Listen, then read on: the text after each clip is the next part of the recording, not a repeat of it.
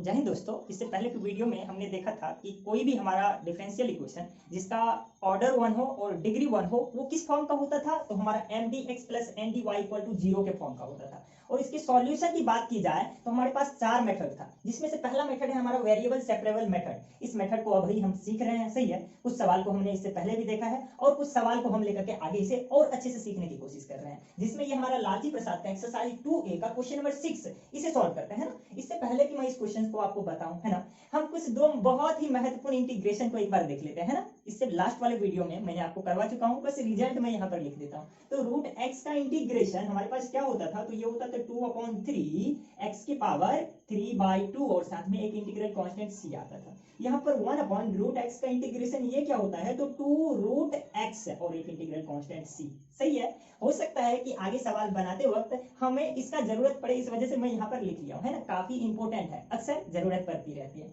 तो हम फिलहाल इस सवाल को देखते हैं। इसे वेरिएबल सेपरेबल मेथड की मदद से सॉल्व करना है ना। तो वेरिएबल सेपरेबल मेथड जो है वो क्या कहता है, सबसे पहले आप वेरिएबल को सेपरेट कीजिए, फिर इंटीग्रेट कर दीजिए। तो our first work is to separate the variable. तो वेरिएबल को सेपरेट करते हैं। ये देखिएगा, ये भाई साहब इधर माइनस में है y, उधर जाएगा तो प्लस में हो जाएगा, कोई दिक्कत तो नहीं। यहाँ पर ये हमारा प्लस में आ गया, कोई दिक्कत तो नहीं यहाँ तक। अब देखिएगा y यहाँ पर भी है, यहाँ पर भी है, तो दोनों में कॉमन है, तो मैं कॉमन ले लेता हूँ। y को यदि मैं कॉमन ले लूँ तो यहाँ 1 बचेगा, कोई दिक्कत तो नहीं, y ये रहा। अब देखिएगा dy तो यहाँ है, यानी कि सारा का सारा टर्म y वाला इधर आने वाला है, तो हमारे पास यहाँ पर क्या बचेगा 1/y dy। सही है। और उधर x वाला टर्म हमारे पास पहले से क्या है, 2x² प्लस में 1 डिवाइडेड बाय ये वाला x इधर आ जाएगा, तो हमारे पास नीचे में ये x आ गया और dx इधर जाके मल्टीप्लाई हो जाएगा, तो यहाँ पर dx। वेरिएबल को हमने सेपरेट कर लिए हैं। अब क्या करना है, बस इंटीग्रेट कर देना है। We have to integrate both side in order to find the solution of this differential equation. अब हमें करना क्या है, तो ये तो हमारा एज इट इज जैसा कि तैसा चलता ही जा रहा है। वैसे इसका इंटीग्रेशन तो हम लिख सकते थे, लेकिन आगे एक और स्टेप यहाँ पर इसको थोड़ा सॉल्व कर लेते हैं फर्दर। यहाँ पर जब इसको इसे डिवाइड करूंगा तो हमारे पास क्या आ जाएगा, 2x² कुछ इस तरीके से आ जाएगा, प्लस में ये हमारे पास 1/x कुछ इस तरीके से आ जाएगा, यानी कि अब इसका इंटीग्रेशन हमें फाइंड करना है। सही है। देखिएगा 1/y का इंटीग्रेशन बच्चों आपने पढ़ा है क्या चीज, तो log y होता है। सही है। और इसी तरीके से इसका इंटीग्रेशन यदि मैं करूं तो 2 तो कांस्टेंट है, तो 2 को बाहर कर दिया हमने। सही है। उसके बाद x यहाँ पर देखिएगा, यहाँ पर मैं x² को इससे डिवाइड करता तो सिर्फ 2x बचता है, माफी चाहूंगा इसके लिए। और x का इंटीग्रेशन हमारे पास क्या आ जाएगा, तो x² बटे में 2 आ जाएगा। सही है। और ये 2 इस 2 से कैंसिल हो जाएगा। अब हमारे पास 1/x बचा और इसका इंटीग्रेशन क्या होगा, तो log x हो जाएगा, कोई दिक्कत तो नहीं। और साथ में एक इंटीग्रल कांस्टेंट कोई हमारा c आएगा। c तो हमारा कांस्टेंट है, तो इसकी जगह तो मैं कुछ भी लिख सकता हूं, तो मैं फिलहाल के लिए log c ले लिया, कोई दिक्कत तो नहीं। अब ध्यान से देखिएगा, मैंने एक चीज आपको बताया था बच्चों क्या, कि यदि log x है प्लस में log y रहे तो ये x एंड y मल्टीप्लाई हो जाता है, तो ये दोनों भाई साहब भी यहाँ पर मल्टीप्लाई हो जाएगा, यानी कि ये दोनों मिलकर के log cx बन जाएगा हमारा। तो मैं इसकी जगह लिख दे रहा हूँ log cx कुछ इस तरीके से।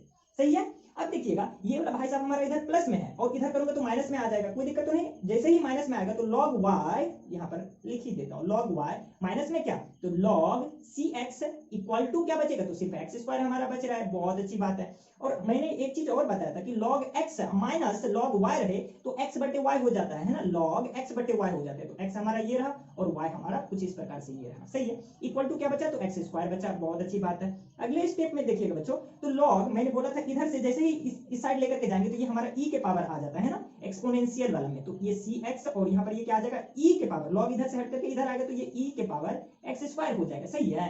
और यहाँ से y बराबर क्या आ जाएगा, cx तो यहाँ मल्टीप्लाई हो जाएगा, तो ये रहा हमारा cx और e के पावर x²।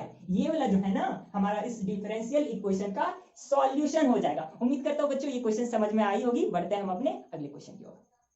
बच्चों हमारा अगला सवाल कुछ इस प्रकार से दिया हुआ, क्वेश्चन नंबर 7। सबसे पहला काम क्या करना है, हमें वेरिएबल को सेपरेट करना है ना। तो ये भाई साहब इधर माइनस में है और उस साइड जाकर के क्या हो जाएगा, प्लस हो जाएगा, यानी कि प्लस में 4xy। सही है। तो मैं यहाँ पर लिख सकता हूँ प्लस में 4xy। सही है। अब देखिएगा बच्चों यहाँ पर y हमारा क्या है, यहाँ पर कॉमन है तो वैसे 4x भी कॉमन, उसको ना लेकर सिर्फ मैं y को कॉमन ले रहा हूँ। सही है।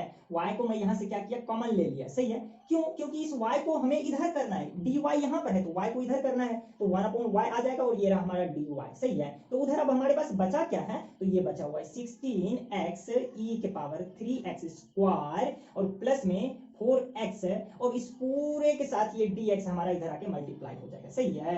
अब हमें करना क्या है, हमने वेरिएबल को सेपरेट कर लिया है, करना क्या है, बस इंटीग्रेट करना है। तो now we have to integrate both side in order to find the solution of this particular differential equation. So यहाँ पर हम क्या करेंगे, इसको फर्दर थोड़ा सा और सॉल्व कर लेते हैं। सही है ना। तो ये देखिएगा, इसको अलग अलग करके मैं लिख सकता हूँ क्या चीज, तो 16 ये हमारा क्या है यहाँ पर, तो ये तो कांस्टेंट है हमारा, तो बाहर कर लिया। अब हमारे पास बचा क्या यहाँ पर, तो x है और ये रहा e के पावर 3x²। सही है ना। और ये dx यहाँ से यहाँ पर आ जाएगा, अलग अलग सेपरेट कर रहा हूँ। अब इसको करना है हमें इंटीग्रेट, तो 4 तो हमें बाहर आ जाएगा, ये वाला चीज बचेगा क्या, तो x बचेगा यहाँ से और ये रहा हमारा dx, कुछ इस तरीके से बचेगा। अब ध्यान से देखिएगा बच्चों, ये वाला चीज को यदि इंटीग्रेट कर रहा हूँ 1/y dy, ये तो बहुत ही आसान है, log y आ जाता है हमारा। सही है ना। तो मैं इसकी जगह पर log y लिख देता हूँ। सही है बच्चों।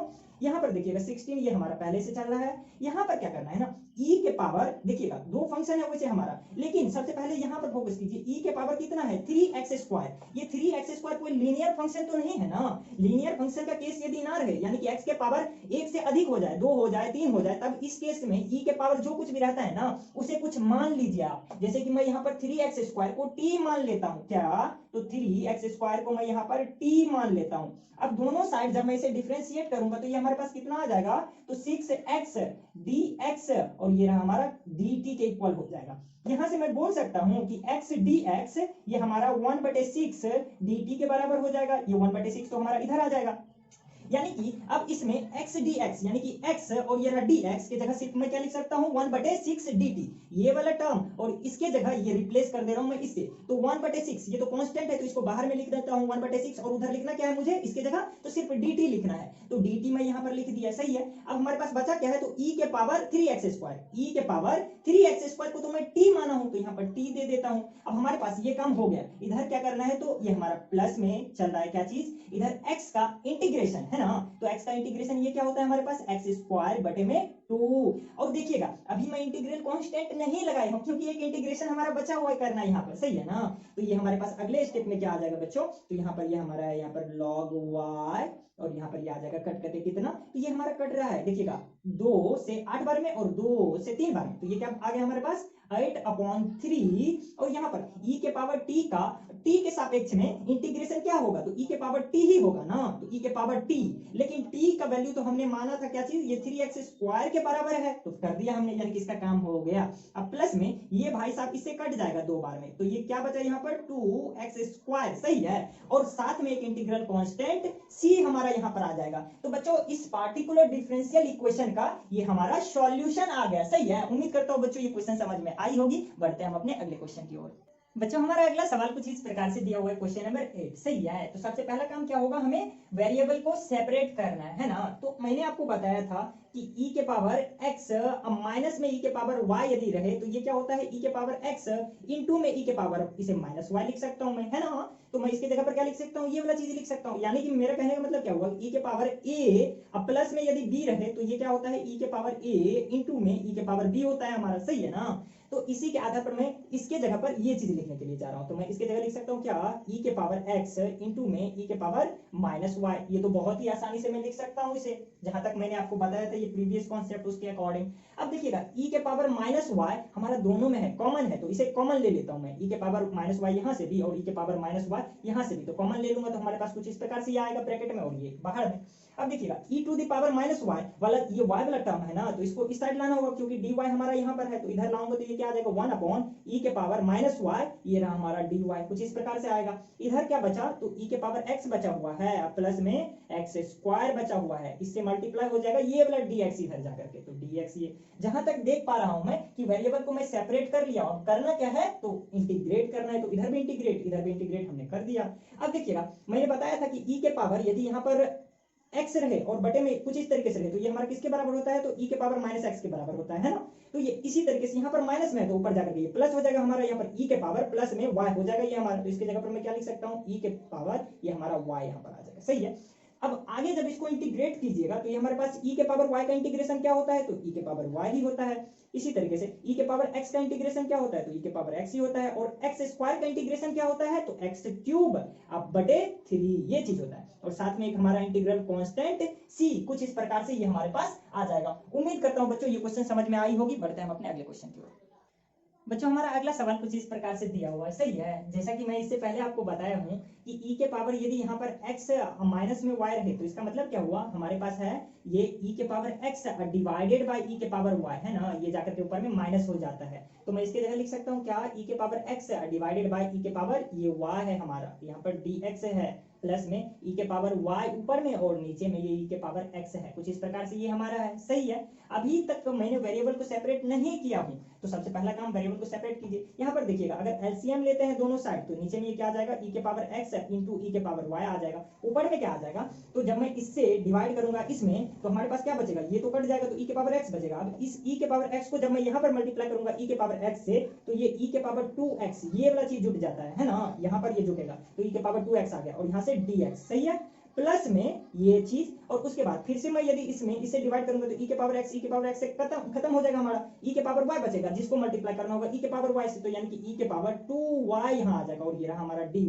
इक्वल टू क्या, तो जीरो ये हमारा आ जा रहा है। और जब ये वाला चीज इधर जाकर के जीरो से मल्टीप्लाई होगा तो ये वाला पूरा का चीज हमारा जीरो में खत्म हो जाएगा, मिल जाएगा, सही है। तो यानी कि फाइनली ये हमारे पास बचा। अब देखिएगा x वाला टर्म एक जगह, y वाला टर्म एक जगह, यानी कि वेरिएबल को हमने सेपरेट कर लिया। अब हमें करना क्या है, बस इंटीग्रेट कर देना है। इंटीग्रेट भी हम लोग यहाँ पर कर देते हैं। अब इसका इंटीग्रेशन तो आप बहुत अच्छे से जानते हैं कि e के पावर x का इंटीग्रेशन क्या होता है, तो e के पावर x ही होता है। लेकिन यहाँ पर x का 2x है तो 2x का ये 2 यहाँ पर आ जाएगा हमारा, नीचे में डिवाइड हो जाएगा, प्लस में ये हमारे पास क्या आ जाएगा, तो e के पावर 2y हो जाएगा और नीचे में ये हमारा 2 आ जाएगा। और यहाँ पर जीरो का ये हमारा इंटीग्रेशन कोई कांस्टेंट c आ जाएगा। ध्यान से देखिएगा तो यहाँ पर ये हमारे पास ये 2 तो कॉमन है ना, तो 1/2 कॉमन है नीचे से, तो 1/2 को मैं कॉमन ले लिया और इधर बचेगा क्या, e के पावर 2x प्लस में e के पावर 2y और ये रहा हमारा यहाँ पर c। अब ये वाला 2 भाई साहब इधर इससे c से मल्टीप्लाई हो जाएगा जाकर के, तो c से ये मल्टीप्लाई कर दिए। अब 2c ये भी तो एक कांस्टेंट ही ना, तो इस कांस्टेंट को मैं k के बराबर बोल देता हूँ, सही है ना। यानी कि हमारा रिजल्ट क्या आ गया फाइनली, e के पावर 2x प्लस e के पावर 2y बराबर कोई k के है ना। फाइनल रिजल्ट हमारा, इसको पूरे को मिटा करके मैं यहाँ पर k लिख सकता हूँ, है ना। तो ये हमारा इस डिफरेंशियल इक्वेशन का सॉल्यूशन हो गया। उम्मीद करता हूँ बच्चों ये क्वेश्चन समझ में आई होगी। बढ़ते हैं हम अपने अगले क्वेश्चन की ओर। बच्चों हमारा अगला क्वेश्चन कुछ इस प्रकार से दिया हुआ है, ये क्वेश्चन नंबर 10 होगा, यहाँ पर माफ कीजिएगा, ये क्वेश्चन नंबर 10 आखिरी क्वेश्चन होगा ये शायद। देखिएगा ये वाला हमारा इधर लेकर के जाएंगे तो माइनस में आ जाएगा, इधर प्लस में y है हमारा और उस साइड जाकर के ये माइनस में y हो जाएगा हमारा। कोई दिक्कत तो नहीं यहाँ तक समझने में, चलिए बहुत अच्छी बात है। अब देखिएगा ये y वाला टर्म हमारा सारा सारा इधर आएगा, क्योंकि dy यहाँ पर है तो उधर से y इधर आएगा तो 1/y और ये रहा हमारा dy और इक्वल टू, और जितने भी हमारा x वाला टर्म है ना वो उधर लेकर के जाऊंगा। पहले से यहाँ पर माइनस है तो माइनस ये रहा, और इसको यदि मैं यहाँ पर देखिएगा x वाले टर्म को इधर लेकर के जाऊंगा तो ये 1/, में इधर हमारा मल्टीप्लाई था तो इधर नीचे में आएगा तो 1 प्लस एक्स स्क्वायर और ये रहा हमारा, ये भी नीचे में आएगा क्योंकि उधर ऊपर मल्टीप्लिकेशन में है, तो ये रहा tan इनवर्स x और ये dx इधर जाकर के मल्टीप्लाई हो जाएगा यहाँ पर। उम्मीद करता हूँ यहाँ तक चीजें समझ में आ रही होगी। अब जहां तक मैं देख पा रहा हूँ कि चीजें को मैं यहाँ पर क्या कर दिया हूँ, तो वेरिएबल को सेपरेट कर दिया हूँ, यानी कि हमारा अगला काम क्या होगा, तो इसे बस इंटीग्रेट करना होगा, है ना। तो इसको और थोड़ा सा अरेंज करके लिखना चाहे तो इधर माइनस में इधर लेकर के आ जाऊंगा तो प्लस में आ जाएगा, सही है ना। तो इसे इधर लेकर के आ जा रहा हूँ तो हमारे पास क्या आ जाएगा, प्लस में 1/1 प्लस एक्स स्क्वायर और इंटू में सेम चीज में लिख रहा हूँ tan इनवर्स x, इसका dx आ जाएगा और प्लस में इधर तो है ही हमारा 1/y और ये रहा dy। उधर क्या बचा, तो कुछ नहीं, जीरो बचा। अब हम इसे इंटीग्रेट कर देते हैं, तो चलिए भाई साहब कर देते हैं। अब देखिएगा बच्चों ये वाला चीज आपकी समझ में तो हो सकता है जो थोड़ा सा नहीं आया, जो कैसा इंटीग्रेशन है। देखिएगा यहाँ पर tan इनवर्स x का डिफरेंशिएशन होता है हमारा 1/, इतना, तो हम इसको t मान लेते हैं। तो लेट tan इनवर्स x बराबर t, let tan inverse x equal to t। जब दोनों साइड हम इसे डिफरेंशिएट करेंगे तो ये हमारे पास क्या आ जाएगा यहाँ पर, तो tan इनवर्स का डिफरेंशिएशन 1/1 प्लस एक्स स्क्वायर, ये रहा हमारा x का dx और ये रहा हमारा t का dt, सही है। यानी कि 1/1 प्लस एक्स स्क्वायर dx के जगह पर मैं dt लिख सकता हूँ। यहाँ पर देखिएगा 1/1 प्लस एक्स स्क्वायर और dx के जगह, इस पूरे के जगह, इसके जगह मैं dt लिख सकता हूँ। तो चलिए मैं लिख देता हूँ, इस पूरे की जगह मैं यहाँ dt लिख दिया। अब हमारे पास बचा क्या है, तो 1/, में tan इनवर्स x, और tan इनवर्स x को मैंने क्या माना हूँ, तो t माना, तो यहाँ पर t कर देता हूँ, सही है। अब हमारे पास इधर क्या है, तो प्लस में 1/y और ये रहा dy, सही है। और इधर भी इसको इंटीग्रेट करूंगा तो ये हमारा c कोई कांस्टेंट आ जाएगा यहाँ पर। अब 1/t का इंटीग्रेशन तो बहुत ही आसान है, ये क्या होता है, तो log t होता है, सही है ना। तो log t, लेकिन t का वैल्यू क्या है हमारा, तो tan इनवर्स x मैंने माना था, तो ये tan इनवर्स x मैं यहाँ पर कर देता हूँ। अब हमारे पास यहाँ पर ये 1/y का इंटीग्रेशन क्या आ जाता है, तो log y आ जाता है, और ये हमारा क्या है, ध्यान से देखिएगा ना भैया, तो ये वाला चीज कुछ और नहीं, ये तो कांस्टेंट है, और कांस्टेंट की जगह तो मैं कुछ भी लिख सकता हूं, तो यहाँ पर log c लिख देता हूं मैं। अब मैंने बताया था कि log x plus log y रहे तो log x इंटू y हो जाता है, यानी कि log x इंटू में y हो जाएगा हमारा यहाँ पर, यानी कि y into tan inverse x, मैं इसे लिख सकता हूँ एक साथ, ये दोनों मिलकर के हो गया हमारा यहाँ पर, और इधर में ये हमारा log c ये रहा। अब log और log ये हमारा कैंसिल हो जाएगा, आपको बहुत अच्छे से बताया था मैं कि कैसे कैंसिल होता है ना। तो y यहाँ पर tan इनवर्स x अब बराबर ये हमारा c, इस डिफरेंशियल इक्वेशन का ये हमारा सॉल्यूशन हो जाएगा। बच्चों ये इस वीडियो का हमारा लास्ट क्वेश्चन होगा, क्योंकि ज्यादा वीडियो लंबी ना हो जाए इस बात का ध्यान में रखते हुए, है ना। हम आपसे फिर मिलेंगे आपके अगले आने वाले वीडियो में और कुछ बेहतर सवालों के साथ, जो कि आपके कॉन्सेप्ट को बूस्ट करने का काम करेगी, ठीक है। तो तब तक के लिए दीजिए अनुमति, मिलते हैं हम आपसे आपके अगले वीडियो लेक्चर में। धन्यवाद, नमस्कार, जय हिंद।